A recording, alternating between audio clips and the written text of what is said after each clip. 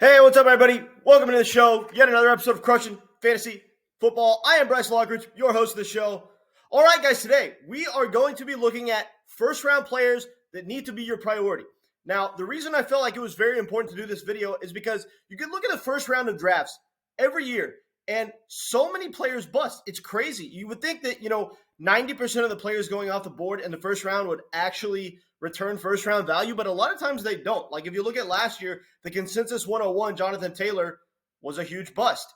And then if you look at the season before, over 50% of the field of players that were going in the first round ended up being a bust on the season and not even coming close to returning first round value. So although all the players on the board look juicy, there are going to be a good percentage of them that bust. So it's really important to make sure that we hit on these picks. So I'm going to be giving you the 5 players that are going off the board in round 1 that are consensus first round picks that I think need to be your priority and are just absolutely the best players going off the board in round 1. So I'm going to start right here with the very first player on my list, Cooper Kupp. Now, I've been talking about this guy a lot this offseason, and I'm sick of him being disrespected in the fantasy community. And I'm not saying that players or that other people that play fantasy or other ranking platforms say he's bad, but a lot of ranking platforms have him at like 10th, 11th overall. This makes absolutely no sense, guys. This is a guy who last year, for a second season in a row, led the league in fantasy points per game. He had 22 plus fantasy points per game last season.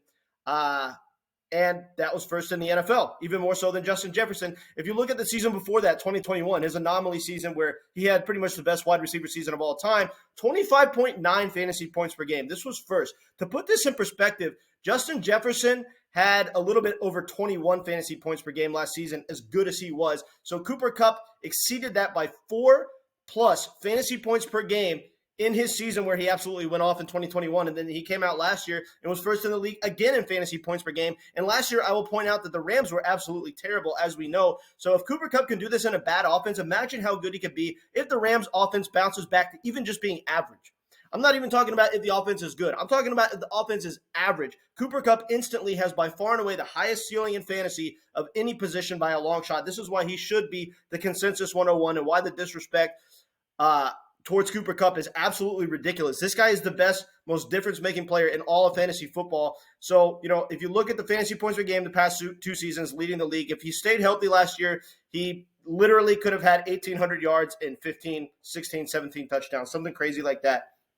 Okay, he almost had 2,000 yards in his 2021 season. He fell just shy with 1,947. You guys get the point. This guy is a player that should just be the consensus 101, but people are worried about the fact that Stafford is older, that he had some injuries last season, Kupp coming off an injury. That's the only reason I could possibly imagine that he's not going higher where he should be. But look, Matt Stafford's 100% now. There's plenty of reports coming out of training camp. We know that Matt Stafford's going to be good to go. Cooper Kupp's going to be 100%. They're both 100% right now, and we're still 2 months away from the season. So these guys are going to be good to go. If this offense could bounce back and be good, Cooper Kupp should easily be the first pick off the board. And what we have to keep in mind, the key X factor here is that Van Jefferson is going to start the season healthy. This is their field stretcher. This is what helps make the offense more like two-dimensional and not so predictable, right? Because when they have their field stretching wide receiver in Justin Jefferson, teams have to take that seriously or Van Jefferson's going to torch them, right? Not Justin Jefferson, Van Jefferson. So this is going to be huge for the Rams offense. The return of Van Jefferson,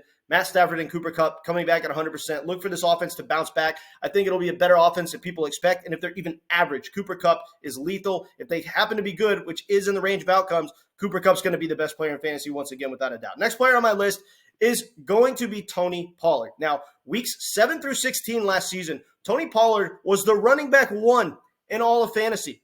Now, I called this going into last season. I told people to fade Ezekiel Elliott and draft Tony Pollard, and I got a lot of pushback on it, obviously. But look, Tony Pollard was the running back 1 week 7 through 16 last season. And there are still people in the fantasy community that will sit here and tell you that Tony Pollard is not a true workhorse. And if you ask any one of those guys for an explanation as to why, they can't give it to you. Somebody started saying it, then somebody else started saying it, and now everybody copies it. That's all that is. There is no statistical backing or eye test backing that backs up the fact that Tony Pollard is not a true workhorse, okay? The dude is bigger than Bijan Robinson. How can you say that he doesn't have a true workhorse build? It doesn't make any sense. This is a guy who is a lot bigger than everybody thinks he is. I don't know why people think he's small. This dude's actually a relatively big back. You know, he's 6 foot, 215 pounds. The dude is well built. He's incredibly fast and elusive. You look at the past 2 seasons, 2021 and 2022, 5.5 yards per carry in 2021, 5.2 yards per carry in 2022. This dude has spent the last 2 years being one of the most efficient running backs in the entire NFL, and nobody can give him credit for it. And he had 12 touchdowns last year, which was 6th in the league at the running back position, despite splitting a backfield all season and really not being unleashed at all until week 7. The first 6 weeks of the season, it was Zeke's backfield. I mean, he was getting like 70 to 75% of the workload in the backfield still until week 7. And the minute that Tony Pollard got his opportunities like he always has in his career, he absolutely went off. This dude is the ultimate dual threat back. He has some of the best yards per carry efficiency of any running back in the league over the past 2 years. In fact, I would argue that he is by far and away one of the most talented, one of the most top 3 or 4 or 5 most talented running backs in the entire NFL. And he gets used as a wide receiver. They line him up out wide and let him, catch 50-yard bombs. So, the receptions are going to be there. The long receptions are going to be there. The receiving touchdowns, the rushing upside, everything is there for Tony Pollard. This dude is going to have another amazing season. Him starting the season as a running back 1 is scary. He is one of the few players in fantasy that legitimately has the opportunity to run away with the field at his position, meaning the player that comes up behind him, the running back 2 in all of fantasy, if Tony Pollard is indeed the running back 1, might be way behind Tony Pollard if Tony Pollard actually hits his ceiling. Next player on my list is going to be Christian McCaffrey. Now, this is the one other running back that has the chance to run away with the field and leave just every other running back way behind and have the running back 2 finishing behind him, if he indeed finishes as the running back 1, be way behind him in fantasy points. Okay, this is why he's so valuable. We've already seen him do this before. You look back at his 2019 season where he averaged over 29 fantasy points per game. There was a 170-point difference between Christian McCaffrey, the running back 1, and Derrick Henry, the running back 5 that year. What an unbelievable difference between running back 1 and running back 5. That's like nothing we've ever seen. And this is the type of ceiling that Christian McCaffrey gives you. So although he comes with some risk, I encourage you to draft him in the first round, because if Christian McCaffrey has the type of season that we know that he can have, and the fact, we've seen him do it before, and now he's on a by far better offense than he's ever been on. If he hits his ceiling, it could be one of those things where it's going to be hard to win your league if you don't have Christian McCaffrey. Because whoever has Christian McCaffrey, if he hits that ceiling, is probably going to win your league.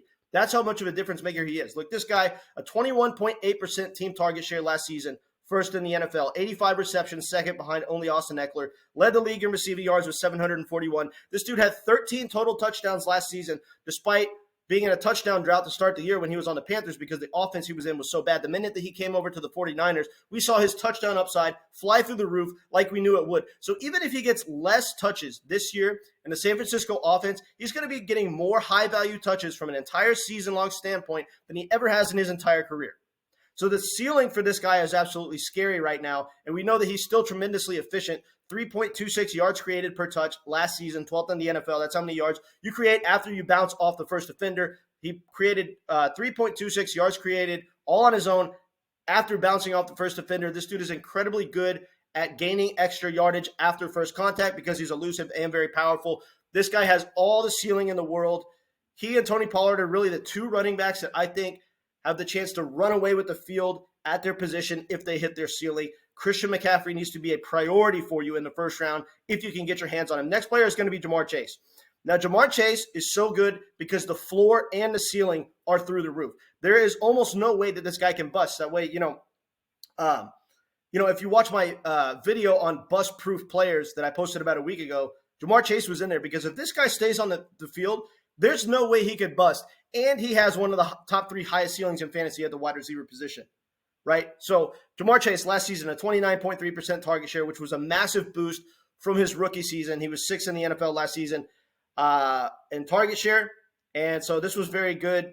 This dude gets targeted more than almost any wide receiver in the NFL. And he had 26 red zone targets last season. This guy missed 5 games and was 3rd in the league last year in how many red zone targets he received. This dude is peppered with targets within the red zone. This was one of the main things that we wanted to see going into his sophomore year because, believe it or not, his red zone target wasn't as high as you wanted it to be in his first year in the NFL, but he was just so good because of his tremendous big playability and all the big plays that he made. That's why he was so good in year 1. This past year, though, the target share overall was a lot more reliable, and the target share within the red zone was a lot more reliable. So if this dude played a full season, he certainly could have been the wide receiver 1, and he probably would have been of all the teams that I just mentioned, the Bengals might have the highest ceiling as far as their overall offense.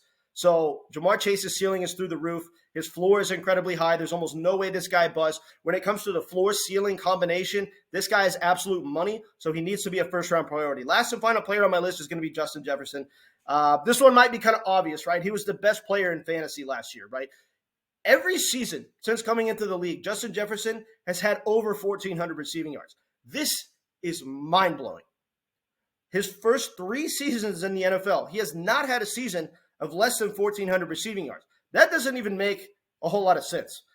It's crazy, right, for him to come in the league and be this dominant. If he keeps doing what he's doing, he will be considered the best wide receiver of all time. That's how good he's been so far. Okay, this dude last year had 184 targets, 21.7 fantasy points per game, second behind only Cooper Kupp, 1,800 plus receiving yards, 9 touchdowns, and a very efficient 2.79 yards per route run, 5th in the NFL. He's usually top 5 in the NFL in yards per route run like every single season. This dude is tremendously efficient. He's an absolute target hog. If he saw a 29% target share in his offense this year, I wouldn't be surprised. Now, obviously, they brought in Jordan Addison and TJ Hawkinson, so there's 2 other good pass catchers there now, but that's only going to help the overall efficiency of the offense. And I would argue that now that the offense is better, he's going to have higher touchdown upside. You know, the biggest thing that's, been an advantage for Jamaar Chase over Justin Jefferson and their little rivalry that they've had is Jamaar Chase has way higher touchdown upside. But I would say that this season, as high of touchdown upside as Jamaar Chase has, Justin Jefferson can actually come close to competing because they added some weapons to the offense, right? And so, with the addition of Jordan Addison and TJ Hawkinson, I think that this offense can be very, very good. And I think that Justin Jefferson could blow 9 touchdowns out of the water, along with the possibility of legitimately having 1,800 receiving yards again. It's totally possible. So this dude has an incredibly high floor and ceiling as well, just like Jamaar Chase. He needs to be one of your priorities in the first round. All right, guys, I do appreciate you tuning into this video. I hope that you guys enjoyed today's video, and peace out.